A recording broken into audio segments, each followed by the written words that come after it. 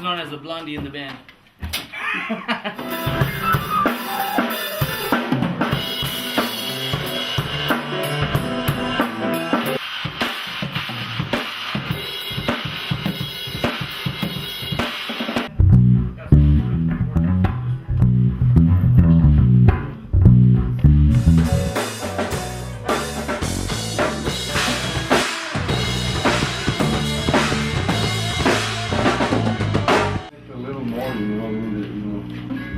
He's busy on his drums, he's busy on the kicks. Yeah, he's got to pay attention to the kicks.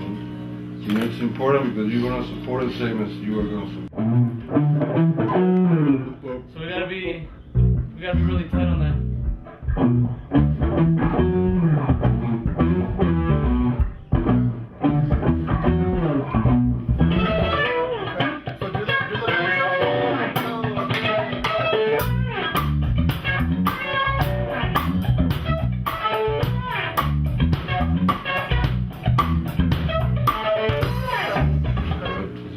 To his lyrics. You're trying to the song, you know.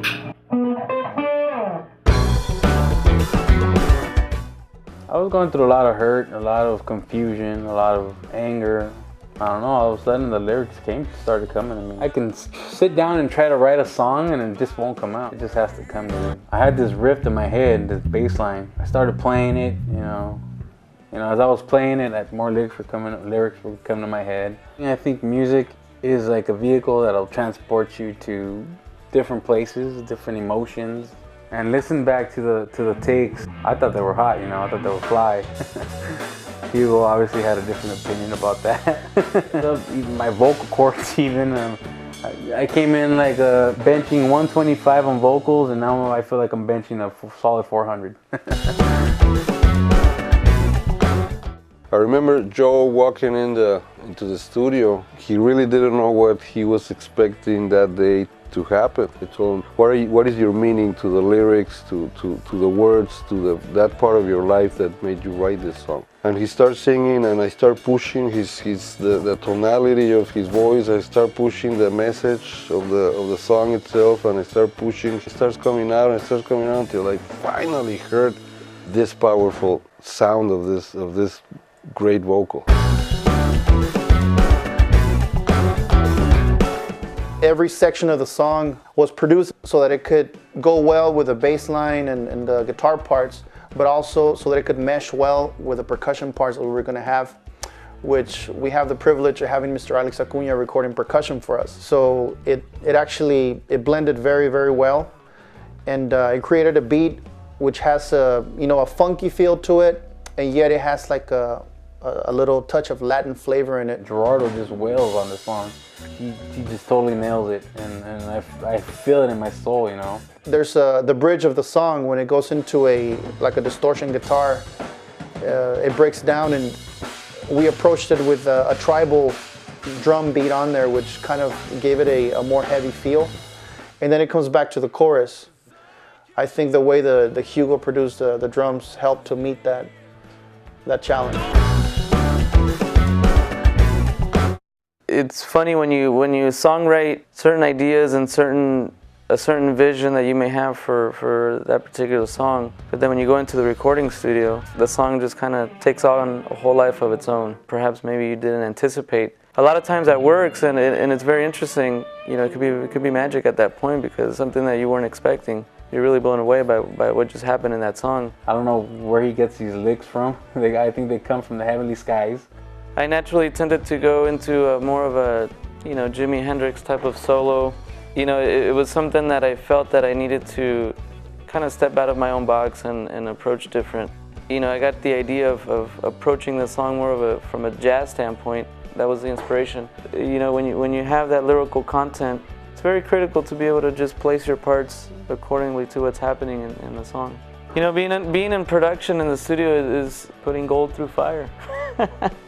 You're pushing that talent to the best it can be. And a lot of times, having that producer is very, very crucial because that producer is a different set of ears.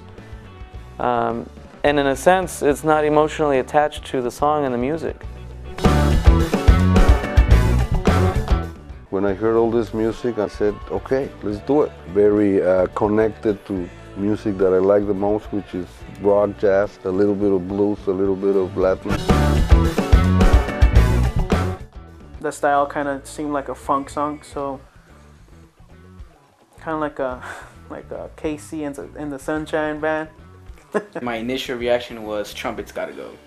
I mean, at first we had a hard time trying to figure out what the keys were going to be doing with the rest of the music, because just alone it sounds good with just a guitar, bass, and drums, granted, right?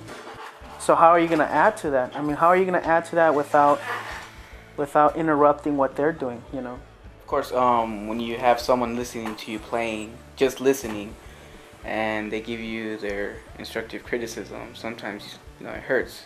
Hearing, like me personally, you know, I take it, of course, like constructive criticism, and whether I like it or not, you know, it's for the best of the band.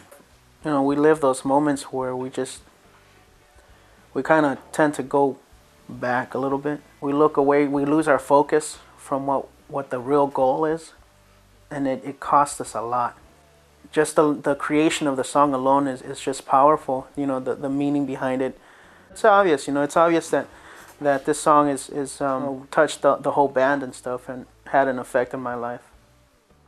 And having Hugo as the producer there, it's been a challenge for me that has bettered me as a musician.